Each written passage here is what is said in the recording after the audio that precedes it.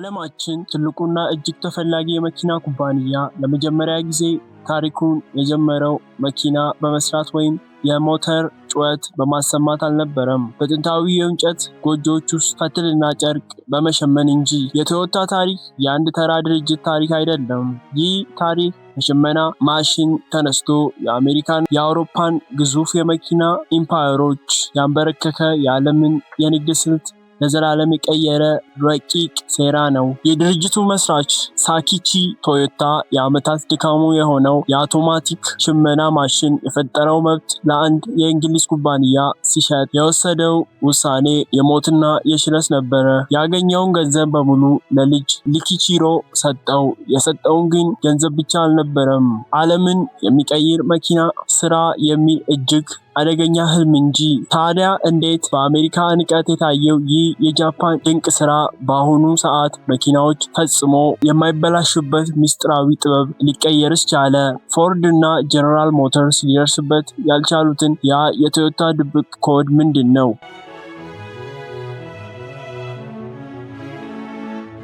የሁለተኛው የዓለም ጦርነት ሲያበቃ ጃፓን የወደመች የከሰረችና በአመድ የተሸፈነች ሀገር ነበረች። የኪቺሮ ቶዮዳ ታላቅ ህልምም ከዚህ አመድ ስር ሊቀበር ጥቂት ቀናት ብቻ ቀርተውት ነበር። ቶዮታ ሙሉ በሙሉ ተዘግቶ ታሪኩ ሊያበቃለት ነበረ።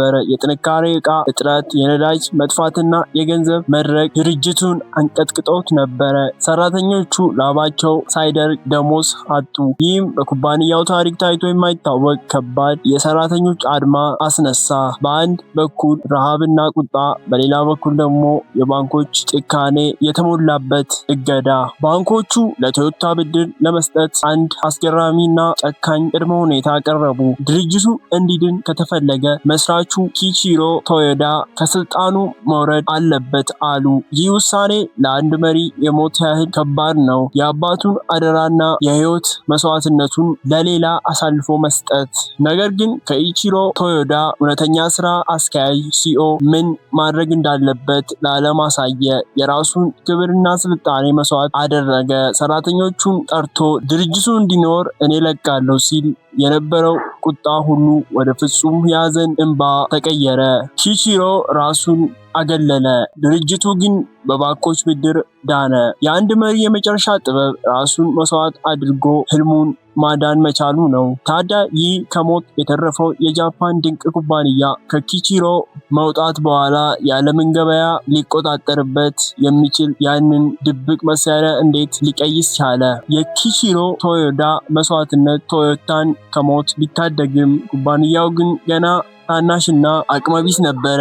በአሜሪካ የነበሩት እንደ ፎርድ ያሉ ግዙፍ ኢምፓየሮች በአንድ ቀን የሚሰሩትን መኪና ቶዮታ በአንድ ሙሉ ዓመታት ለመስራት ይቸገር ነበረ። ጨዋታው ፍጹም እኩል ሊሆን የማይችል ግብግብ ነበረ። ታዲያ ይህ እጅግ ሰፊ የቴክኖሎጂና የካፒታል ልዩነት እንዴት ማጥበብ ይቻላል? ለዚህ ጥያቄ ምላሽ የሰጠው በመኪና መለዋወጫዎች ሳይሆን በአንድ በጥላ ስር በነበረ መሐንዲስ አእምሮ ውስጥ በተጠነሰሰ ረቂቅ ስልት ነበረ። ታቺ ሆይኖ በ1950ዎቹ የአሜሪካን የአመራረት ፍልስፍና ለማጥናት ወደ ምዕራብ ተጓዘ። ግዙፎቹን የፎርድ ፋብሪካዎች ጎበኘ። ነገር ግን የፎርድ ግዙፍ ክምችት ማስ ፕሮዳክሽን ቶዮታን ሊያድን እንደማይችል ተረዳ። ቶዮታ መጋዘን የሚሞላበት ገንዘብም ሆነ ጥሬ ዕቃ አልነበረውም። ታዲያ የታይቺ ሆኖን አእምሮ ያበራው ያ ታላቅ ሚስጥር የተገለጠበት የት ነው? በፍርድ ፋብሪካዎች ውስጥ ሳይሆን በአንድ ተራ የአሜሪካ ሱፐርማርኬት ውስጥ እንጂ። ደንበኞቹ የሚፈልጉትን ያህል ብቻ ከትሪ ላይ ሲያነሱ፣ የሱቅ ሰራተኞች ደግሞ የተወሰደውን ያህል ብቻ ወዲያውኑ ሲተኩ ተመለከተ። አሁኖ መኪናም እንደ ሱፐርማርኬት ዕቃዎች ለምን አናመርትም ብሎ ጠየቀ። ይህ ጥያቄ የዓለማችንን የኢንዱስትሪ ታሪክ ለዘላለም የቀየረ የቶዮታ ፕሮዳክሽን ሲስተም TPS ወይም የቶዮታ አመራረት ስርዓት መሰረት ሆነ። አሁኖ ሙዳ ወይም ቢክኔተን እንደ ትልቅ ወንጀል ቆጠረው። መጋዘን ውስጥ ዕቃ ማከማቸት የቶዮታን ቀስ በቀስ የሚገድል መርዝ መሆኑን ተረዳ። ከዚህ የሱፐርማርኬት ምስጢራዊ ጉዞ ጀርባ የቶዮታ እውነተኛ ድብቅ መሳሪያ ተወለደ። በንግድ ዓለም ፍርሃት ሰዎች መጋዘን እንዲገነቡ ሲያስገድዳቸው ነገ ጥሬ ዕቃ ቢጠፋም ነገ መለዋወጫ ቢዘገይስ የሚል ስጋት አምራቾቹን በሚሊዮን የሚቆጠር ዶላር ያፈሰሱበትን ጥሬ ዕቃ በመጋዘን ውስጥ እንዲያከማቹ ያደርጋቸዋል። ቶዮታ ግን ይህንን ፍርሃት በጥበብ ገደለው። ታይቺ አሂኖ መጋዘን አያስፈልግም ሲል ዓለም በድንጋጤ ተዋጠች።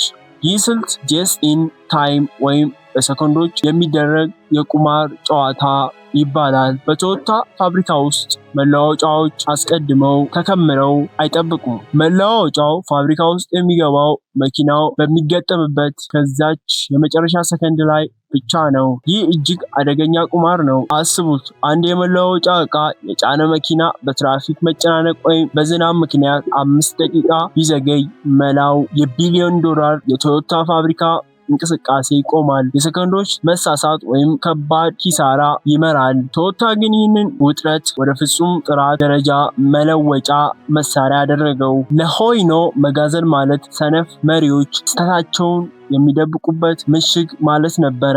መጋዘን ሲኖር ስህተትን አታርምም፣ ምክንያቱም ትርፍ ዕቃ ስላለ ትተማመናለህ። መጋዘኑ ስታጠፋው ግን ስህተት የመስራት መብት አይኖርህም። እያንዳንዱ ሰራተኛ፣ እያንዳንዱ አቅራቢ ፍጹም መሆን አለበት። የቶዮታ ተፎካካሪዎች ይህንን ስልት ለመኮረጅ ሞከሩ፣ መጋዘኖቻቸውን አጠፉ።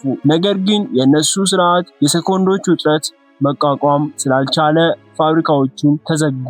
ቶዮታ ግን ያንን የሰኮንድ ቁማር በማሸነፍ የዓለምን ገበያ ተቆጣጠረ። በአምራች ኢንዱስትሪ ዓለም ፍጥነት የመጨረሻ አምላክ ነው። እያንዳንዱ ሰከንድ በሚሊዮን የሚቆጠር ዶላር ዋጋ አለው። በሰኮንድ ሲባክኑ ትርፍ ይቀንሳል። ለዚህ በዓለም ላይ ያሉ ግዙፍ ኩባንያዎች አንድ የማይናወጥ ሕግ ነበራቸው። ምርት በምንም አይነት ሁኔታ መቆም የለበትም። ቶዮታ ግን ይህንን ዓለም አቀፍ ሕግ ሰበረው። በቶዮታ ፋብሪካ ውስጥ በእያንዳንዱ ሰራተኛ ራስ ላይ የተንጠለጠለች አንዲት ቀይ ገመድ አለች። አንዶን ትባላለች። ማንኛውም ተራ ሰራተኛ ስራ በጀመረ በመጀመሪያው ቀን እንኳን ትንሽ ስህተት ካየ ይህንን ገመድ ስቦ መላውን የቢሊዮን ዶላር ፋብሪካ የማስቆም ፍጹም ስልጣኔ አለው። ይህ ውሳኔ በተወዳዳሪዎቹ ዘንድ እንደ እብደት ተቆጠረ። እንዴት ለአንድ ተራ ሰራተኛ የቢሊዮን ዶላር እንቅስቃሴ ለማስቆም መብት ይሰጣል አሉ። በአሜሪካ ፋብሪካዎች ውስጥ ምርትን ያስቆመ ሰራተኛ እጣ ፈንታው ከስራ መባረር ነበረ። ቶዮታ ግን ጥራት ከፍጥነት በላይ የተቀደሰች መሆኗን ያውቅ ነበረ። በቶዮታ ፍልስፍና ስህተት ደብቆ ምርትን መቀጠል ትልቁ ወንጀል ነው። ስህተቱ ወዲያውኑ ካልታረመ ወደ ቀጣዩ ክፍል ይተላለፋል። በመጨረሻም የተበላሸ መኪና ወደ ደንበኛ እጅ ይደርሳል። ቶዮታ ምርትን አቆመ፣ ስህተቱን እዚያው ቅጽበት አረመው። በዚህ ምክንያት ስህተቶች ዳግመኛ እንዳይከሰቱ ተደርገው ከነመሰረታቸው ይጠፋሉ። ይህ ስልጣኔ ለእያንዳንዱ ሰራተኛ የሰጠው ታላቅ ክብር ነው። ሰራተኞቹ እንደ ማሽን ሳይሆን የጥራት ባለቤትና እውነተኛ የመፍትሄ ፈጣሪዎች ሆኑ። ተፎካካሪዎቹ የቶዮታን ፍጥነት ለመቅዳት ሲሮጡ፣ ቶዮታ ግን በመቆም ውስጥ ያለውን ፍጹም ጥራት ለጥበብ እየገነባ ነበረ። እንደ አውሮፓውያን አቆጣጠር በ2003 የቢቢሲው ቶፕ ጊር ፕሮግራም በዓለም ላይ ያሉትን መኪናዎች ሁሉ ያንቀጠቀጠ አንድ አደገኛ ሙከራ አደረገ። ዓላማቸው አንድ ነበረ። አንድን የቶዮታ ሁሉኪስ መኪና ፍጹም ሊነሳ በማይችልበት ሁኔታ መደምሰስ። መኪናዋ በዛፍ ላይ አጋጯት፣ በባህር ውስጥ ለሰዓታት ዘፈቋት፣ በከባድ እሳት አቃጠሏት። በመጨረሻ መኪናዋ ፈንጂ በተገጠመለት ባለ 24 ፎቅ ህንፃ አናት ላይ አቆሟት። ህንፃው ቢፈርስ መኪናዋ ከአፈርና ከኮንክሪት ስር ተቀበረች። ማንኛውም ተራ መኪና እዚያው አመድ ይሆን ነበረ። ቶዮታ ግን ተራ መኪና አይደለም። መካኒኩ ምንም አይነት አዲስ መለዋወጫ ሳይጠቀም በWD-14 እና በመፍቻ ብቻ የሂሊኩስን ቁልፍ ሲያዞረው ሞተሩ በታላቅ ጩኸት ዳግመኛ ሕያው ሆነ። ይህ ታምር አይደለም። ይህ ከአቅም በላይ ማጠንከር ወይም ኦቨር ኢንጂነሪንግ የሚባለው የቶዮታ እውነተኛ የኢንጂነሪንግ ሚስጥር ነው። በዓለም ላይ ያሉ አብዛኞቹ የመኪና ኩባንያዎች መኪናቸውን የሚሰሩት የተወሰነ ዘመን ፕላንድ ኦብሰለንስስ እያገለገሉ ነው። ዋስትናቸው ሲያበቃ መለወጫ እንዲፈልጉ ይደረጋል። ቶዮታ ግን ይህን ስግብግብ ሕግ አይከተልም። የቶዮታ መሐንዲሶች እያንዳንዱ የሞተር ክፍል ሲሰሩ ከሚጠቀሙበት የአገልግሎት ወሰን ባለፈ በ2 እና በ3 እጥፍ አጠንክረው ይቀርጹታል። ይህ የጥራት ፍልስፍና መኪናዎቹን ወደማይደመሰሱ አውሬዎች ቀየራቸው። ለዚህም ነው ቶዮታ ሂሉክስ ወይም ላንድ ክሩዘር በዓለም ዙሪያ የተራድኦ ድርጅቶች ለከባድ በረሃዎችና በዓለም ዙሪያ ላሉ ተዋጊዎች ብቸኛና አስተማማኝ ጋሻ የሆኑት። በበረሃ፣ በጦርነት፣ በጭጋግ መካከል ቶዮታ ሁልጊዜም ይነሳል። እንደ አውሮፓውያን አቆጣጠር በ1973 በዓለም ላይ የተከሰተው ድንገተኛ የነዳጅ እገዳ (ኦይል ኢምባርጎ) የአሜሪካ ግዙፍ የኢንዱስትሪ ጡንቻዎች በአንድ ጀንበር አሸመደዳቸው። የዴትሮይት ነገስታት ጀነራል ሞተርስ እና ፎርድ የሚመኩት በግዙፍ በከባድያዊና በነዳጅ ጨራሽ መኪናዎች ነበረ። የአሜሪካ ህልም የሚለካው የሞተሮቹ መጠንና በጩኸት ኃይል ነበረ። ነገር ግን ነዳጅ ሲጠፋ ያ ህልም ወደ አስፈሪ ቅዠት ተቀየረ። አሜሪካውያን መኪናቸውን የሚቀልቡበት ነዳጅ አጡ። በዚህ አስፈሪ የውጥረት ሰዓት ከውቅያኖስ ማዶ የመጣች አንዲት ትንሽ መኪና የአሜሪካን ኩሩ አውራ ጎዳናዎች በጸጥታ መውረር ጀመረች። ቶዮታ። ትናንሽ፣ ርካሽ፣ የነዳጅ ቆጣቢና ከሁሉም በላይ ደግሞ ፍጹም የማይበላሹ መኪናዎች የዴትሮይትን ግዙፍ መኪና መጋዘን ውስጥ እየጣሉ ወደ ቶዮታ መኪናዎች ይጎርፉ ጀመረ። ይህ የዴትሮይት ነገስታት የሞት ያህል ከባድ ድንጋጤ ነበረ። የአሜሪካ መኪና አምራቾች የቶዮታን ስኬት በገበያ ፍልሚያ ማቆም ሲያቅታቸው ወደ መጨረሻው መሳሪያዎች ተሸጋገሩ። የፖለቲካ ሴራ፣ የፖለቲከኞች አነሳሱ በጃፓን መኪናዎች ላይ በከፍተኛ ታሪፎችና እገዳዎች የሰራተኛ ማህበራት በማነሳሳት የአሜሪካዊን ቁጣ በጃፓን መኪና ላይ እንዲወርድ አደረጉ። ነገር ግን ቶዮታን በፖለቲካ መክታት አልቻለም። ምክንያቱም ቶዮታ መኪናዎችን ብቻ ሳይሆን ተወዳዳሪዎቹ ሊደርሱበት ያልቻሉትን ፍጹም የአስተሳሰብና የጥራት ባህል ይዞ ነበር የመጣው። እንደ አውሮፓውያን አቆጣጠር በ1984 ጀነራል ሞተርስ፣ ጂኤም እና ቶዮታ አንድ አስገራሚ አደገኛ ስምምነት ተፈራረሙ። በካሊፎርኒያ ፎርመንት የሚገኘው በሰራተኞች ስነስርዓት አልባነት የተዘጋጀው የጂኤም ፋብሪካ በጋራ ለመክፈት ወሰኑ። ፕሮጀክቱ NUMMI ተባለ። ጂኤም የቶዮታን ድብቅ ስኬት ለመስረቅ አስቦ ነበረ። ቶዮታ ግን የሱ የአመራረት ፍልስፍና በአሜሪካ ሰራተኞች ላይ መስራት አለመስራቱን ለመፈተሽ የተጠቀመበት ድብቅ ስልት ነበረ። ጂኤም ምርጥ መሐንዲሶችን ወደ ጃፓን ላከ። የቶዮታ ማሽኖች፣ የፋብሪካ አቀማመጥ እና ሮቦቶች በሙሉ በብሉፕሪንት ኮረጁ። በቢሊዮን የሚቆጠሩ ዶላር አፍስሰው በዴትሮይት ውስጥ ፍጹም ተመሳሳይ የሆነ እጅግ ዘመናዊ ፋብሪካዎች ገነቡ። ቶዮታ በገዛ መሳሪያው እንገርፋለን አሉ። ነገር ግን የሆነው ነገር ዴትሮይትን ነገስታት በአንድ አሸመደዳቸው። ማሽኖቹ አንድ አይነት ነበሩ፣ ፋብሪካው አንድ አይነት ነበር። መኪኖቹ ግን እንደ ቶዮታ ፍጹም መሆን አልቻሉም። የዴትሮይት ፋብሪካዎች በብልሽት፣ በሰራተኞቹ እምቢተኝነትና ኪሳራ ተናወጡ። በካሊፎርኒያ የነበረው የጋራ ፋብሪካ ግን በአሜሪካ ታሪክ ምርጡን መኪና ያመርት ነበረ። ጂኤም ያልተረዳው አንድ ታላቅ ምስጢር ነበረ። የቶዮታ ጥንካሬ በማሽኖቹ ውስጥ አልነበረም፣ በሰዎቹ አመለካከት ባህሪ ውስጥ እንጂ። ቶዮታ እያንዳንዱ ሰራተኛ እንደ አጋር፣ እንደ መፍትሄ ፈጣሪና እንደ እውነተኛ ባለቤት ያከብር ነበር። ጂኤም ግን ሰራተኞቹን እንደ ማሽን መቅጠሩን ቀጥሎ ነበረ። ጠላት የቶዮታን ማሽኖች ሰረቀ፣ የቶዮታ ነፍስ ግን ሊሰርቅ አልቻለም። በዓለም ላይ ያሉ ግዙፍ ኩባንያዎች ለአንድ ትልቅ ለውጥ በቢሊዮን የሚቆጠር ዶላር ያፈሳሉ። አንዳንድ ማሽኖች አዳዲስ ማሽኖች ይገዛሉ፣ የውጭ አሜሪካዎች ይቀጥራሉ። የአመራረት ፍልስፍናቸው በአንድ ለመቀየር ይታገላሉ። ቶዮታ ግን ይህንን ውድቅ መንገድ አልተከተለም። ቶዮታ የለውጥን መሰረት በሰዎች እጅ ላይ ጣለው። ይህ ፍልስፍና ካይዘን ይባላል። ትርጉሙ ቀጣይነት ያለው ትናንሽ ማሽኖች ማለት ነው። አንድ ጀንበር ግዙፍ ተራራን ከመናድ ይልቅ በየቀኑ እያንዳንዷን አሸዋ ማንቀሳቀስ እንደሚሻል ቶዮታ ያውቅ ነበረ።